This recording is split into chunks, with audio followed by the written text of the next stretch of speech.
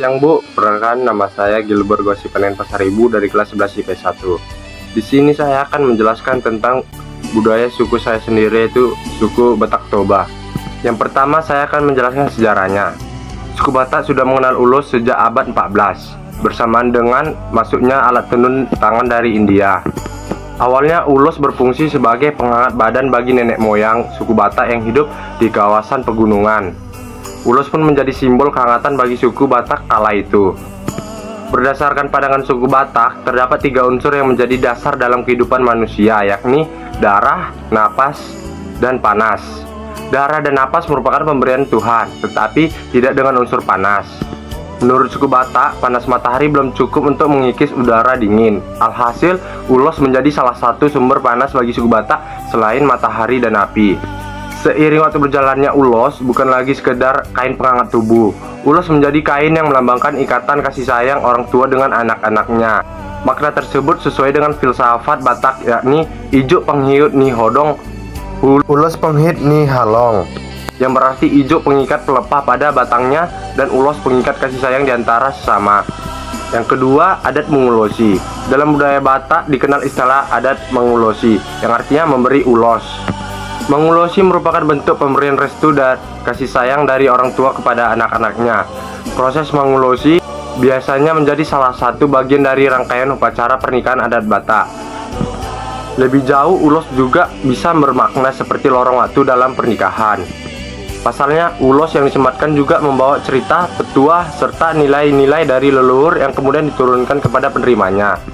Ulos menjadi simbol penerimaan sekaligus penurunan nilai-nilai. Maka tak heran pas pernikahan adat Batak banyak ulos yang disematkan dari berbagai marga yang ada. Setiap suku di rumpun Batak pasti desainnya berbeda. Yang ketiga, saya akan memberitahu jenis-jenis ulos. Misalnya yang pertama, ulos mengiring. Ulos mengiring dengan corak yang saling beriringan. Ulos ini melambangkan kesuburan dan kekompakan yang biasanya diberikan kepada anak yang baru lahir, terutama anak yang pertama. Dan kedua yaitu adalah ulos ragi hotang. Ulos ini merupakan simbol harapan dari pemberian agar pasangan pengantin baru memiliki ikatan batin. Dan yang ketiga ada juga ulos suri-suri ganjang. Ulos jenis ini digunakan sebagai selendang atau hande-hande pada waktu menari dengan alunan musik Batak.